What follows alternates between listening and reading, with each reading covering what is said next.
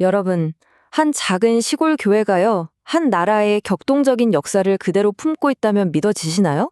오늘 바로 그 116년이라는 긴 시간 동안 온갖 풍파를 겪어낸 한 공동체의 정말 놀라운 이야기를 한번 들여다보려고 합니다. 이 교회의 모든 역사를 딱 한마디로 표현한 문장이 있습니다. 바로 이거죠. 광야의 떨기나무, 사그라지지 않는 그 불꽃과 같았다. 자, 타지 않는 떨기나무, 이게 그냥 멋진 비유가 아니고요. 이 교회가 어떤 곳인지를 보여주는, 뭐랄까, 정체성 그 자체라고 할 수 있습니다. 근데 떨기나무가 대체 뭘까요? 그냥 사막에 있는 어떻게 보면 되게 볼품없는 가시덤불이거든요.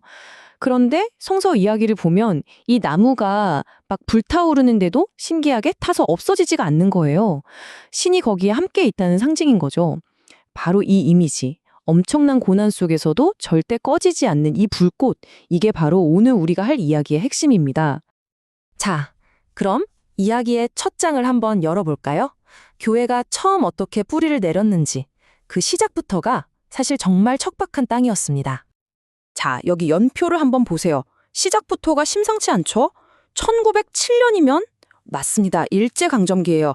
그때 교회가 세워졌고 얼마 안 돼서 신광학교라는 교육기관까지 만듭니다. 그런데 1937년에 일본이 신사에 절하라고 이 신사참배를 강요하니까 교회가 그걸 거부한 거죠. 그 결과는요? 학교가 강제로 문을 닫게 됩니다.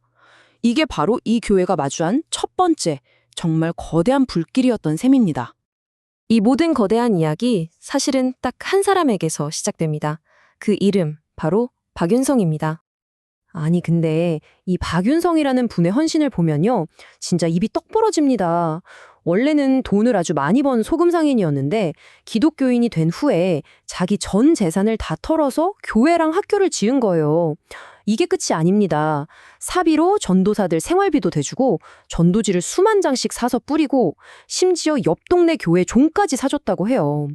이분한테 교육은 그냥 글 가르치는 게 아니었어요. 나라를 되찾는 길이었고 신앙의 표현이었던 거죠. 이런 분이 있었으니까 교회가 그렇게 단단하게 시작할 수 있었던 겁니다. 하지만 시련은 여기서 끝나지 않았습니다. 민족 전체를 집어삼킨 비극이죠. 한국전쟁이라는 더 거센 불길이 닥쳐옵니다. 화면에 보이는 이 숫자, 6. 이게 뭘 의미할까요? 이게 바로 한국전쟁 때 이 작은 교회에서 목숨을 잃은 분들의 숫자입니다. 6분입니다. 앞서 말씀드린 그 6분의 이름입니다. 박종현 장로님, 김성기 집사님, 박복수 집사님, 윤만봉 집사님, 나병원 집사님, 그리고 이홍재 성도님까지. 그냥 숫자 6이 아니라 한 분 한 분의 소중한 생명이었습니다. 이 작은 공동체가 감당해야 했던 고통의 크기가 얼마나 컸을지 짐작하기조차 어렵네요. 전쟁이 끝났다고 해서 모든 게 괜찮아진 건 아니었어요. 오히려 전쟁이 남긴 깊은 상처가 공동체 안에서 터져나오기 시작합니다. 바로 고통스러운 분열로 이어진 거죠. 결국 교회는 이렇게 둘로 나뉘게 됩니다. 원래 있던 난산교회는 우리는 세상의 문제에 더 적극적으로 참여해야 한다는 좀 더 진보적인 길을 선택했고요.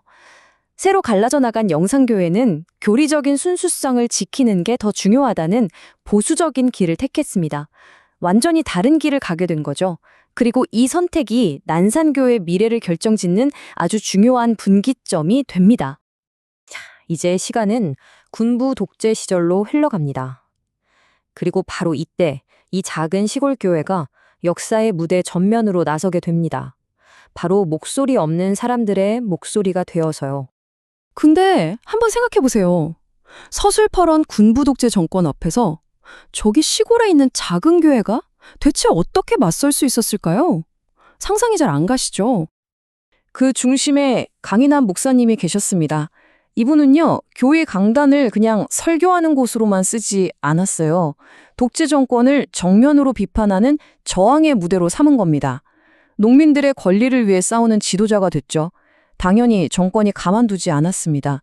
1977년 그 악명 높은 긴급조치 9호 위반으로 결국 감옥에 갇히게 됩니다.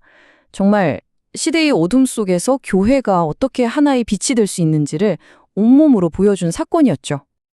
자, 이렇게 험난한 세월을 지나온 난산교회는 과연 어떤 유산을 남겼을까요?